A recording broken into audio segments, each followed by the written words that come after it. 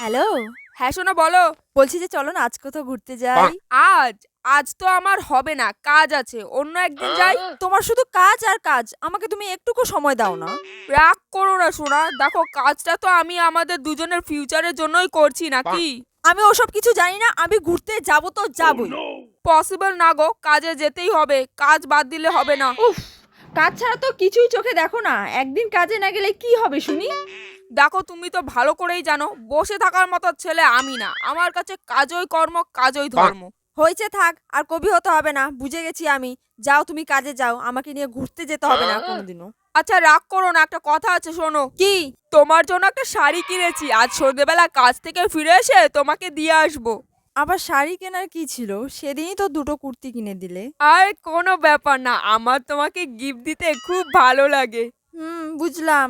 ঠিক আছে, আমার এখন কাজে যাওয়ার সময় হয়ে গেছে, আমি রাখছি কেমন। আচ্ছা রাখো।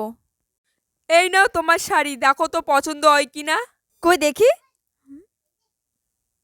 বাহ, শাড়িটা সেই সুন্দর তো, আমার খুব পছন্দ হয়েছে। হ্যাঁ তুমি পরো, দেখো তোমাকে খুব মানাবে। হ্যাঁ, তোমার সাথে যেদিন ঘুরতে বেরোবো সেদিন পরবো। হ্যাঁ আমার যেদিন কাজ থাকবে না সেদিন বেরোবো কেমন।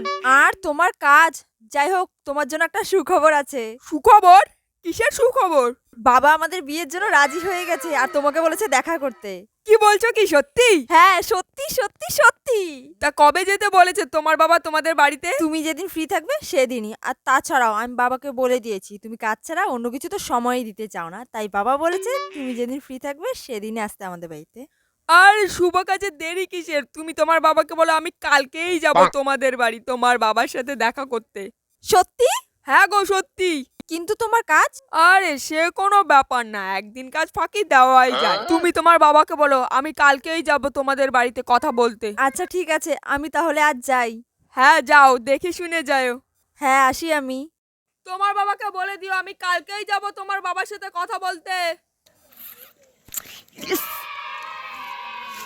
এই বিয়েতে আমার কোনো আপত্তি নেই, তোরা একে অপরের সাথে সুখে থাকলেই আমি খুশি। বাবা।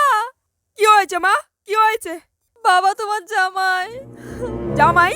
কি হয়েছে মা জামাইয়ের? আর তোর অবস্থা কি করে হলো মা, এভাবে কাঁদছিস কেন তুই?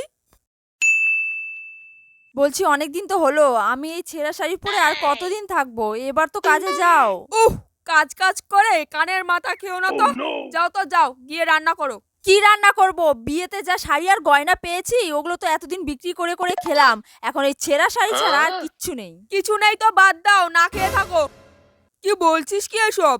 হ্যাঁ বাবা, আমি ঠিকই বলছি। তো বাবাজি তো বিয়ের আগে এরকম অলস ছিল না, তুই কিছু জিজ্ঞেস করিসনি বাবাজিকে? হ্যাঁ করেছিলাম তো। বিয়ের আগে তো তুমি রোজ কাজে যেতে, তখন তো একদিনও বাদ দিতে না, তাহলে এখন কেন এমন করছো? বিয়ের আগে যদি কাজে না যেতাম তাহলে তোমার বাবা কি আমার সাথে তোমার বিয়ে দেওয়ার জন্য রাজি হতো?